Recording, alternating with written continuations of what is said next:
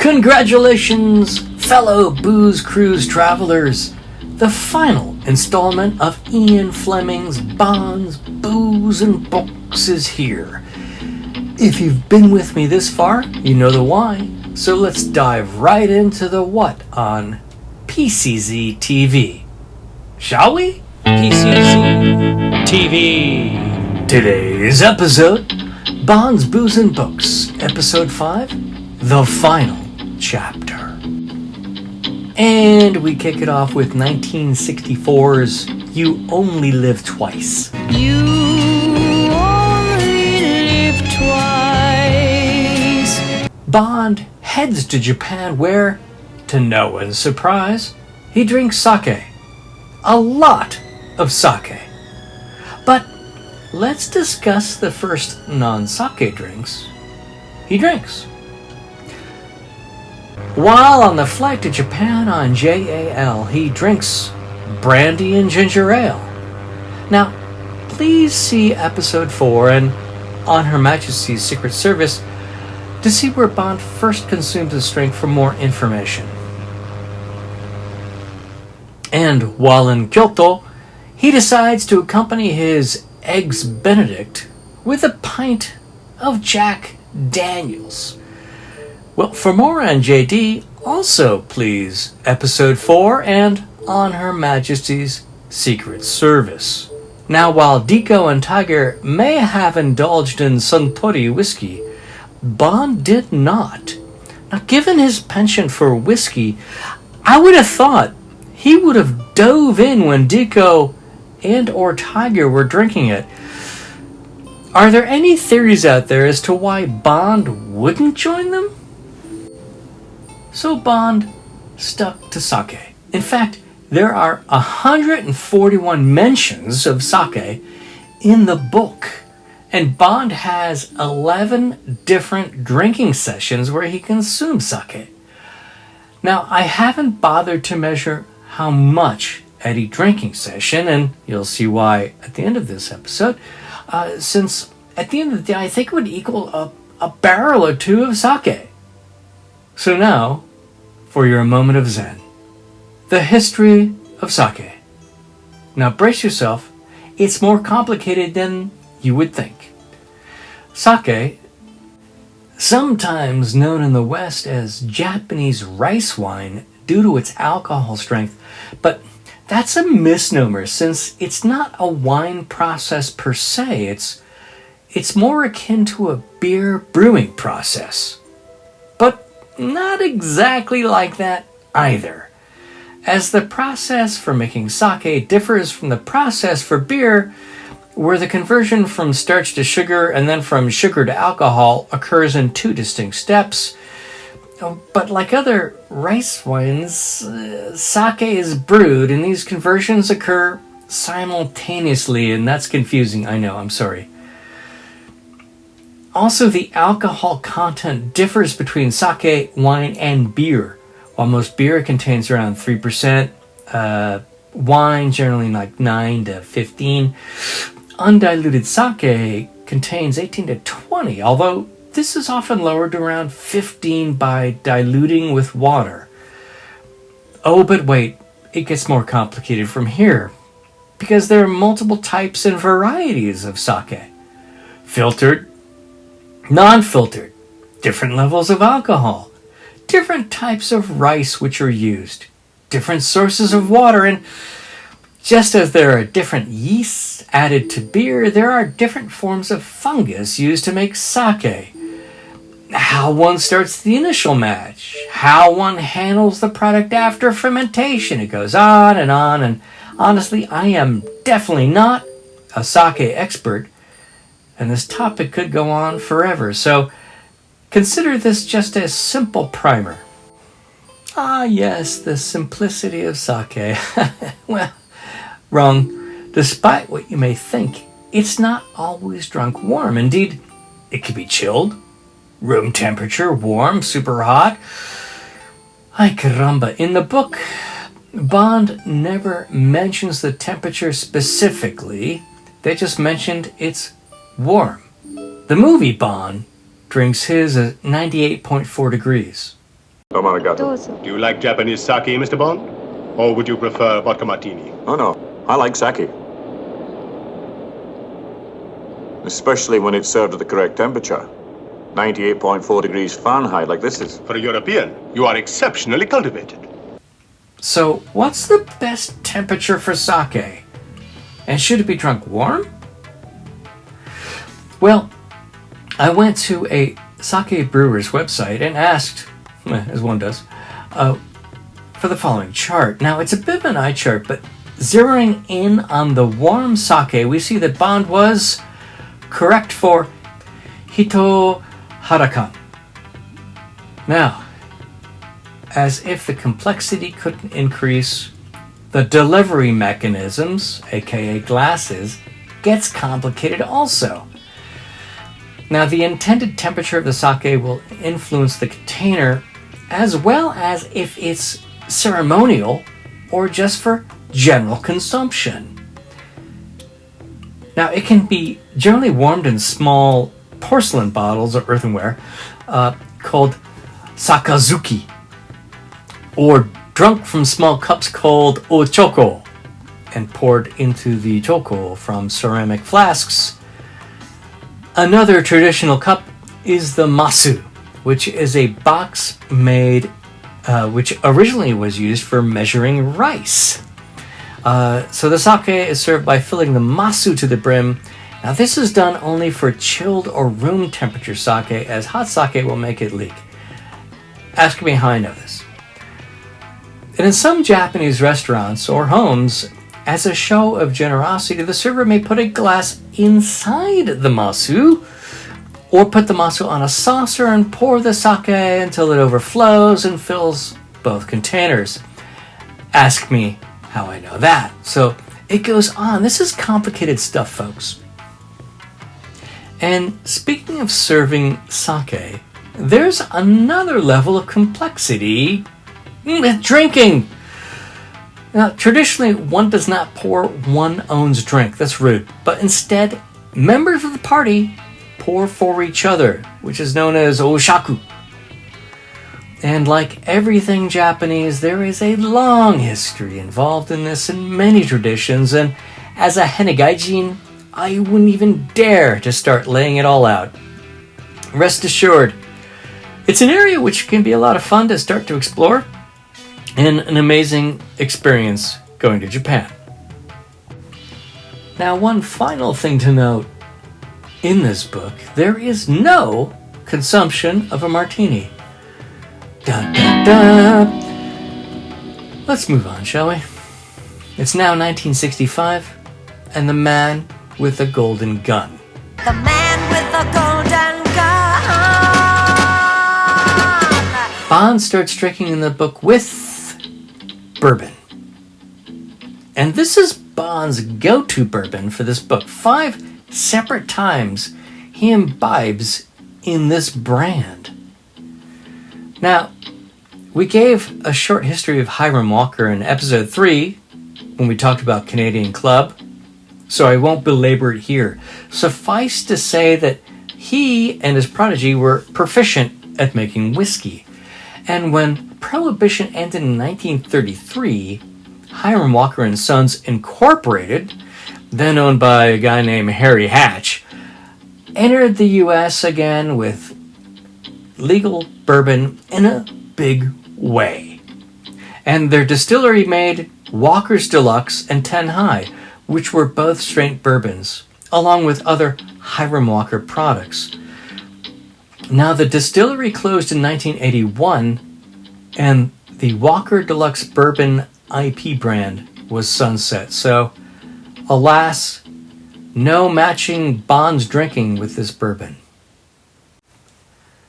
Now, Bond also has some of the famous local beer. Jamaica is famous for Red Stripe beer, and Bond drinks it twice in the novel. And this is an interesting story that's confusing both from the official Red Stripe website as well as other sources. So this famous Jamaican beer actually has its roots in Illinois. America,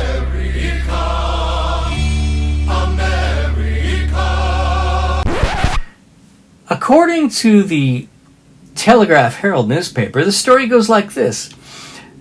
Galena Brewing was founded in 1833 or 1929, depending on your source. But during the 30s, the company developed several unique beers. These lagers were given the names Blue Stripe, White Stripe, and Red Stripe. Hey, red, white, and blue. I get it. While the company saw moderate success, financial troubles forced it to close roughly in the Depression era. And as this version of the story goes, before shutting down, the company sold its Red Stripe brand and its recipe to two unknown British investors. These investors would take it and brew it in Jamaica. Or maybe there's a different story. This different story has two Dutchmen, both with unpronounceable names, Thomas Geddes and Eugene Disnona. They formed D&G Company. D&G, so much easier, in 1918. Focusing on confectionery, flavors, essences, soft drinks, etc. in Jamaica. Now, in 1928, they tried to expand their lineup to include beer. And Thomas and Eugene produced the first brew of Red Stripe beer. It was undrinkable. Now, Eugene's son, Paul, identified this as a problem, and he left Jamaica to go to a brewmaster school in Chicago. Upon his return to Jamaica, Paul and a man named Bill Martindale concocted the recipe for Red Stripe beer, as it's known today. Now, Bill Martindale was a German brewmaster, which is probably why the beer is a lager. Don't forget, however, this was 1934. Those were the days of Depression and soon war. Bill was taken away and imprisoned in a concentration camp, and he disappears from history. Paul was left alone to continue the brewing. So we have two different stories. Which story do you believe? Or maybe it's a combination of the above. It's one of life's great mysteries. Who knows if it will ever be solved? What we can say is that Red Stripe has become synonymous with Jamaica. Of course, if you're there, you have to drink it. And Bond does just that. Moving on, of course, we have gin. In this case, it's a cocktail called pink gin. Now, pink gin was historically used to refer to a cocktail made fashionable in England in the mid-19th century, consisting of gin and a dash of Angostura bitters, which makes the whole drink a little pinkish.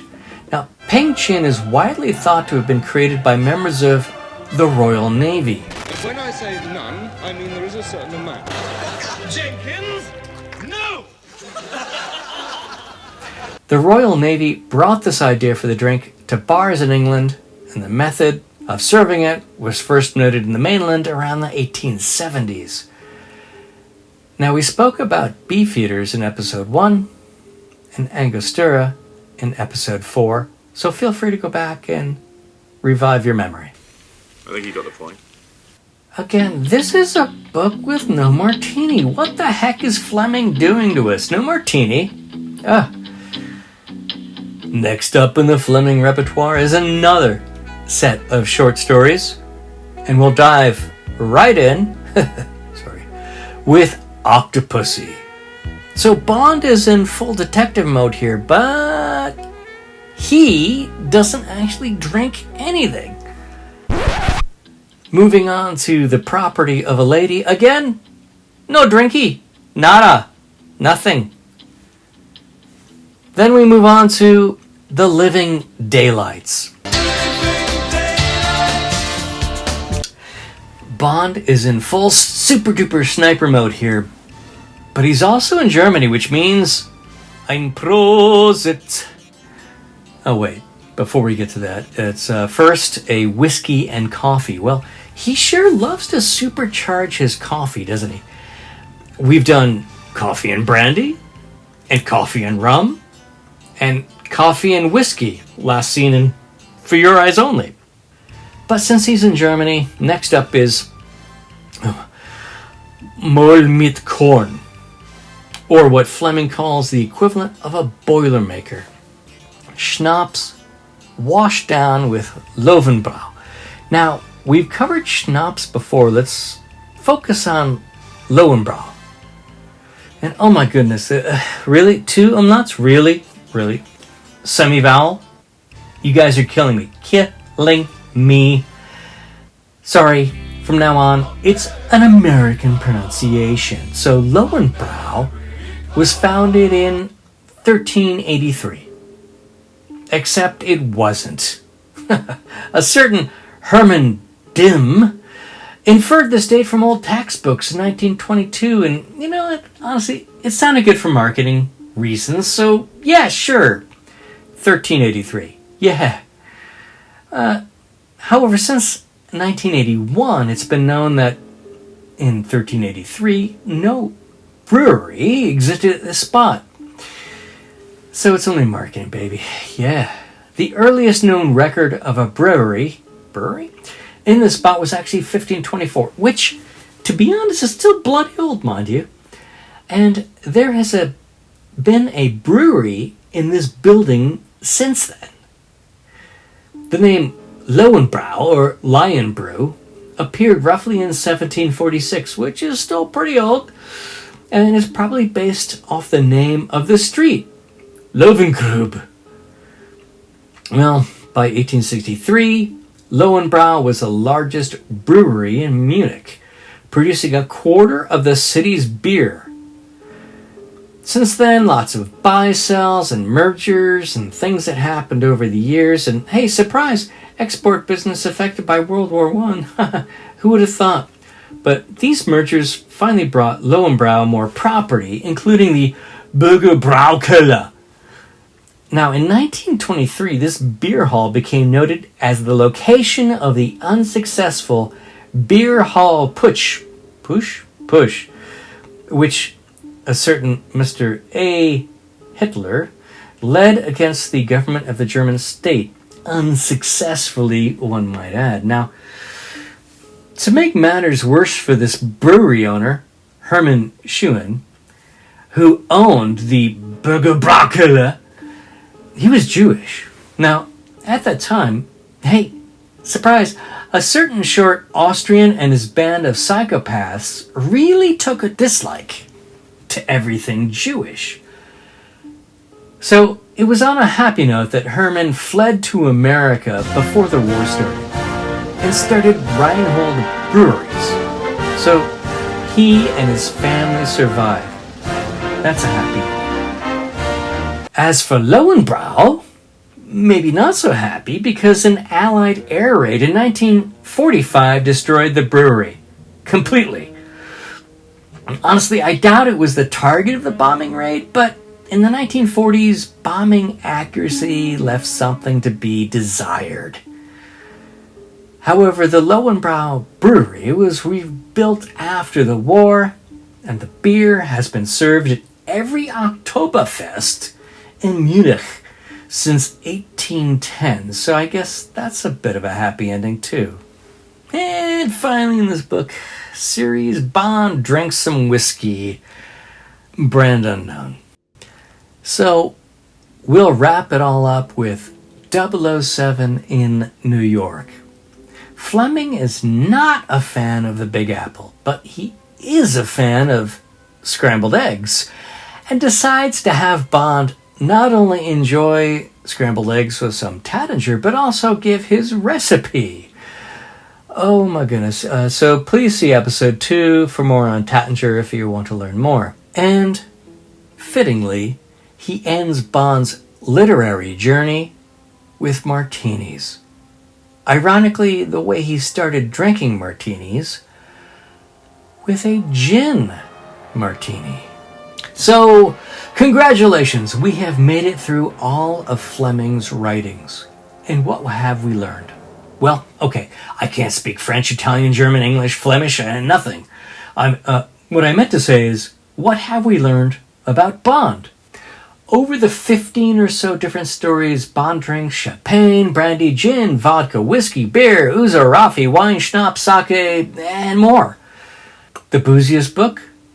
Well, most do include some degree of drinking, but Diamonds, On Her Majesty's, and Goldfinger really have Bond imbibing. Warning, warning, Dr. Smith, MBA alert. All right, I'm sorry, I can't help but analyze it all now that we're done. Let's look at this from another perspective, namely the frequency of his drinking sessions versus the volume in a drinking session. Frequency is how often he drinks, and volume is how much he drinks. For example, if he sits down in one place and consumes, 11 whiskey sodas, I just count that as one drinking session with whiskey soda. Yeah, he drinks a lot of volume, but it's just one drinking session. So, looking at frequency and the type of booze consumed, the most common order for Bond might surprise you. It's bourbon. Almost a quarter of the time in a Fleming novel, Bond reaches for bourbon. Now, if we are rude and combine bourbon and the larger whiskey category, sacrilege, then Bond is definitely a whiskey man, because over a third of the time in a Fleming novel, Bond is drinking a whiskey. Then why is he so famous for vodka martinis? Shaken, not stirred. The silver screen. It's become such a cliche. The vodka martini for Bond is very much like his fondness for Walther PBKs, Rolex watches, Aston Martins, tuxedos, and beautiful women. It's a cinematic shorthand that has developed for the character over the years. The suave, sophisticated secret agent. I mean, seriously, who doesn't want to be Bond? It was a fascinating trip back through the books, which I hadn't read in, pun intended, eons. This trip also took a lot longer than I thought. I went through and did a series on Fleming and firearms and thought that was time consuming. And feel free to watch those videos. But this really ended up spreading over 5 videos and taking so much time. But I learned a lot about booze and Bond and video editing.